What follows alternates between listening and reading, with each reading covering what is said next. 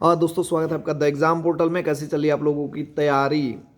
तो Bihar sub inspector exam जो 26 दिसंबर को आयोजित किया गया था प्री, उसके रिजल्ट को लेके काफ़ी कयास लगाया जा रहा था और मुझे काफ़ी संख्या में मैसेज आ रहे थे कि आ जाएगा क्या आएगा।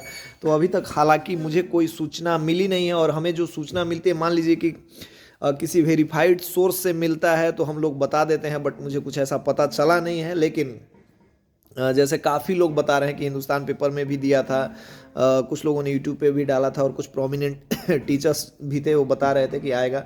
बट अभी तक तो आया नहीं है। कल है संडे, मतलब हो सकता है वीडियो कल सुबह डले, तो ये है संडे, रिजल्ट आ जाए। बट रिजल्ट आने का जो संभावना है और कयास जो लगाए जा रहे हैं वो बिल्कुल सही है। रिजल्ट आना चाहिए इस वीक में, या फिर मतलब इसके आसपास में, कल भी आ सकता है, बट ऐसा कोई पॉसिबल नहीं है कि कब आएगा। मेन देखिए, रिजल्ट को लेके मैं बहुत चिंतित नहीं हूँ, रिजल्ट तो आना ही आना है। और मतलब अभी बिहार का जो मौसम है, एग्ज़ाम और कोरोना के दोनों का जो कॉन्फ्लिक्ट चलता है, उसको लेके बहुत मतलब सामान्य सा है। कोरोना बहुत ज़्यादा प्रभावी है नहीं अभी, तो रिजल्ट आ सकते हैं। और एग्ज़ाम भी जो होगा मई वगैरह में, सब कुछ ठीक रहा तो हो जाने की संभावना होएगी। ठीक है, पहला बात ये हो गया। और दूसरा बात है कट ऑफ को लेके। तो कट ऑफ को लेके हम लोगों ने भी जो अपना प्रिडिक्शन किया था, आप जाके वहाँ पे देख सकते हैं, 60-62, और बहुत बोला था तो बोला था कि 63 जाएगा, बट उससे कम ही रहेगा। लेकिन फिर से जैसे एग्ज़ाम में किसी ने अपडेट कर दिया था यूट्यूब पे, व्हाट्सअप पे और इन सब चीज़ों, फेसबुक पे, कि उनको वेरीफाइड सोर्स स्क्रूटनी हो गया है और ये सब चीज़ें हो गई हैं। पता नहीं जो स्क्रूटनी वाली चीज़ होती है एग्ज़ाम से पहले कितना होता है। तो 64.2 जाने की संभावना है ना।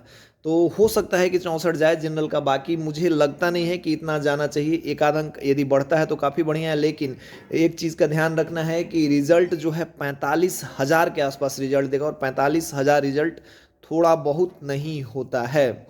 दो चीज़ मैं बताना चाहूँगा अपने एक्सपीरियंस से। जब हम लोग, मतलब हमने एग्ज़ाम दिया था, तो उतना बहुत बड़ा ग्रुप तो था नहीं, लेकिन हाँ, जब मैंने तैयारी कराना शुरू किया तो अभी एक बैच 2446 निकलने के बाद अभी 2213 वाले से भी काफ़ी बच्चे जुड़े हैं। मार्च से भी बैच चल रहा था, तो उसमें कुछ बच्चे जो थे एकदम न्यूबी थे, यानी कि नए थे। तो उनका मतलब कुछ बच्चों का जो एकदम नए थे, उनका 65 प्लस 70-72 के आसपास बना। उनका एक रीज़न था कि उनके काफ़ी तुक्के लग गए, और दूसरे काफ़ी ऐसे बच्चे भी थे जो कि मेरिट आउट हुए थे 55, 60, 62 के बीच में है। तो ये एक मतलब रीज़न है जिससे मैं अभी भी आश्वस्त हूँ कि यदि जेन्युइन रिजल्ट होता है तो 60-62 के बीच में कट ऑफ जाना चाहिए। क्योंकि मतलब अब 44,000 रिजल्ट में हो सकता है 1000 बच्चों का तुक्का लग गया हो, या कुछ लोग ऐसे होते हैं जिनका तुक्का लग जाता है, तो 1000 बच्चे हो सकते हैं, बट फिर भी 42,000, 43,000। और ये 1000 बच्चे वैसे हो सकते हैं जिनका मतलब जो मेरिट में बाहर हुए हैं, और उनका मतलब बहुत ज़्यादा हो या कम हो। तो ये इस रीजन से एक सामान्य से यदि हम मतलब गणना करते हैं तो उतना होना चाहिए।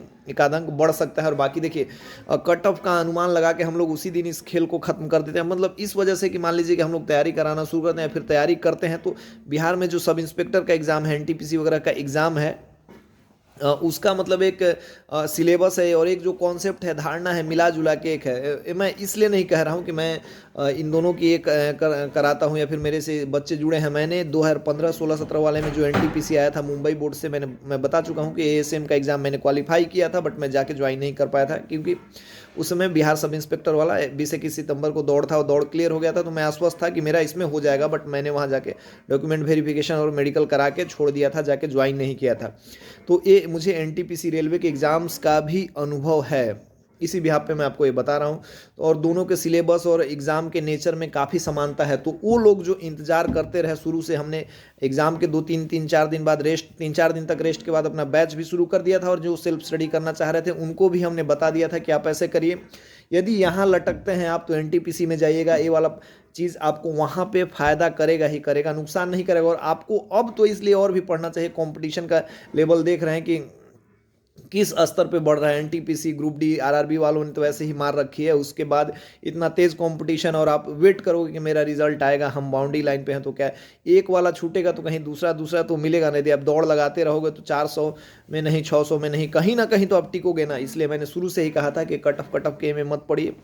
हाँ, एग्ज़ाम में जो यदि सबसे जो चिंतनीय बात है, और आयोग को भी इस पे सोचना चाहिए, और ट्रांसपेरेंसी को भी बढ़ावा देना है, छात्रों में अपना बिलीफ बढ़ाना है, तो उसको सबसे पहले आंसर की जारी करना चाहिए। क्योंकि आंसर की एक ऐसा चीज़ है जो छात्रों के मतलब तैयारी को एक अलग दिशा देता है। मान लीजिए कौन कौन से बुक से पढ़ रहा है, उसमें क्या आंसर दिया, उन्होंने क्या मारा है। कुछ अभी भी बिहार के एग्जाम में जो इस बार का अनप्रेडिक्टेबल क्वेश्चन था, उसमें 4 से 5 6 ऐसे प्रश्न थे जिसके मतलब अनेक सोर्सों से अनेक तरीके के आंसर हैं। और जब तक आयोग आंसर की जारी नहीं करता और वो बच्चा मान लीजिए कि 58 कट ऑफ गया और उसके 59 आ रहे थे, बट उसका रिजल्ट नहीं हुआ, तो वो हताश होगा ही होगा। और उसका आयोग के प्रति, बिहार के प्रति और बिहार के एग्जाम्स के प्रति एक मतलब वो हीन भावना और मन में द्वेष, शंका है तो हमेशा से ही चला आता रहा है, वो बढ़ेगा।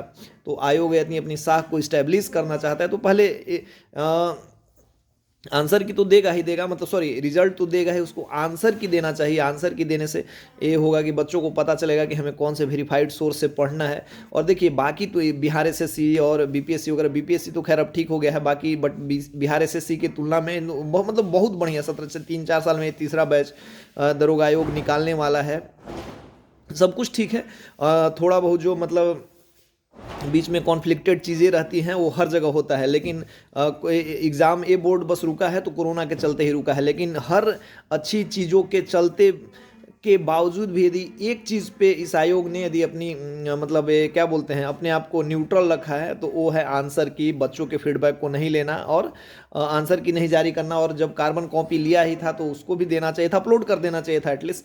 आपको याद होगा मतलब काफ़ी ऐसे बच्चे हैं, यूपी में एग्ज़ाम आंसर की को चेंज किया गया था, उसके चलते बाद में रिजल्ट भी बदला था। तो मुझे लगता है कि आयोग को आंसर की देना चाहिए टू सेटिस्फाई मतलब ऑल द स्टूडेंट्स। और ये तो बात हो गई। रिजल्ट का वेट मत कीजिए, रिजल्ट आएगा, आज नहीं तो कल जरूर ही आना है। अभी मुझे कोई सूचना है नहीं, आप लोग में से काफ़ी लोग हैं जिन्होंने सूचना बता दिया है कि रिजल्ट आ जाएगा, तो भगवान करे जल्दी रिजल्ट आए और आपका भी हो, है ना। और हम लोगों ने इन सब चीज़ों को छोड़ के अपना जो बैच था 4 तारीख से बच्चों को पढ़ाना शुरू कर दिया था। 20-25 सेट हम लोग दे चुके हैं एनटीपीसी वगैरह के, और एनटीपीसी के भी 1500 क्वेश्चन दिए हैं। ग्रुप दरोगा मेंस के 20 सेट दे दिए हैं, और डेली प्रैक्टिस में भी 6,000 के आसपास प्रश्न हो गए हैं, ठीक है। और ड्यूटी के चलते थोड़ा सा जैसे जैसे आप इस जॉब के नेचर को समझते हैं, व्यस्तता बढ़ती है, लेकिन फिर भी इसी बीच में टाइम निकाल के हम आप लोगों के लिए अपनी छोटी छोटी बातें, हालांकि 2446 वाले बैच तो निकल गए तो एक अलग लेवल पे पारंगत हो हैं, तो उनको छोड़ के ये वाला जो बैच है 2213 की हम बात करेंगे, तो उनके लिए कुछ और भी चीज़ करना है। तो एक चीज़ हमने यहाँ पे कोई हमें मिल गया, उन्होंने हमें एक वाइट बोर्ड प्रोवाइड करा दिया है। तो अब जो बातें होगी, मान लीजिए हम बताते रहते हैं, बोर्ड पे कुछ लिखा रहेगा, तो कभी मैथ्स वगैरह कोई डिस्कशन, कोई टॉपिक, कोई हॉट टॉपिक, कोई कभी बीपीएससी भी मैंने इंटरव्यू फेस किया है 63rd में, तो हो सकता है प्री मेंस के कुछ अपने सजेशन, मतलब जो मुझे पता है, और कुछ मैथ के कुछ छोटे छोटे ट्रिक्स वगैरह कभी आपसे शेयर करने का मौका मिलेगा, तो वो हमारे लिए बेनिफिट होगा। तो आज हम लोग बोर्ड हम लोग ले आ रहे थे लेकिन बोर्ड पे शनिचरा ग्रह चढ़ गया। 3 घंटा से हम लोग वीडियो बनाए, दिखावे का आज बोर्ड, तो वो कुछ नहीं, मतलब जब हम वीडियो बना रहे थे तो कभी लाइट नहीं, लाइट तो जब ठीक हुआ तो साउंड नहीं, साउंड नहीं तो बोर्ड गिर जा रहा था। बड़ा मेहनत हुआ है, लग रहा है कि उस पर ग्रह चढ़ गया है। तो मैं चलिए ना आपको बोर्ड दिखाता हूँ। एक रूम हम लोगों ने ये किया है इसके लिए। तो ये हमारा रूम है, जैसा कि आप लोगों ने देखा था। ये देखिए रूम का ये नज़ारा है। किचन मैंने एक दिन दिखाया था। आप लोग पूछ रहे थे कि थाने में रूम मिलता है कि नहीं, बिल्कुल मिलता है, लेकिन हम लोग थोड़ा सा यहाँ पे वहाँ पे उस समय खाली नहीं था। ये है अभी हम लोगों ने रूम को ये सेटअप किया है। ये देखिए यहाँ पहला वाला सेटअप था। ये है बोर्ड, आज बोर्ड पे शनिचरा कर चढ़ गया है। काफ़ी कुछ लिखा, बहुत लंबे टाइम से 6-7 बजे से कोशिश कर रहे थे, हुआ नहीं। एक यहाँ पे छोटा वाला हैशटैग है, मतलब स्टैंड है। ये बोर्ड है, बोर्ड पे आप लोगों को दिख रहा होगा। ये है ये और ये वाला माइक लेके आए थे, यहाँ पे टैब रखा हुआ है। सॉरी ये लाइट है तो हो नहीं पाया था, है ना। इसको मतलब प्रॉपर लाइटिंग की थोड़ी सी कमी है। लाइटिंग जब हो गई थी तो ये काम नहीं कर रहा था, बट जल्द इस पे छोटा छोटा और हम लोग कुछ वीडियोस बनाएंगे तो बढ़िया लगेगा। मतलब सामने से एक बड़ा मतलब एक इंटरैक्टिव मोड में काम होता है, तो वो भी हम लोग करेंगे। तो ये एक छोटा सा टूर था, रूम का भी कभी कराएंगे। और ये बोर्ड दिखा दिया है, इस पर धीरे धीरे काम करेंगे। माइक वगैरह मंगाए हैं, बहुत बजट है हम लोग के पास, 2-4 हज़ार रुपये ये बनवाने में। 1700-1800 लगे हैं, 2000 मान लीजिए। और एक 1000 और इसमें खर्च है। उसके बाद कुछ वीडियोज़ आएंगे जो ठीक ठाक लगेंगे। बाकी यदि टाइम मिलता है, बेसिकली अभी तो सारा टाइम थाने के काम में ही गुजर रहा है, तो वहाँ से वीडियो कुछ मिलते रहेगा। ये स्पेशली अब 2213 वालों को मिलेगा। एनटीपीसी के लिए भी कुछ उसमें बताता रहूँगा, बोर्ड लाया है तो, क्योंकि वहाँ भी अपना एक्सपीरियंस ठीक ठाक है, तो वहाँ भी कुछ बात होगा। तो मिलते हैं नए वीडियो के साथ। तब तक यदि आप लोगों का रिजल्ट आ जाता है तब सबको ऑल द बेस्ट है, बाकी वेट कीजिए। जय हिंद।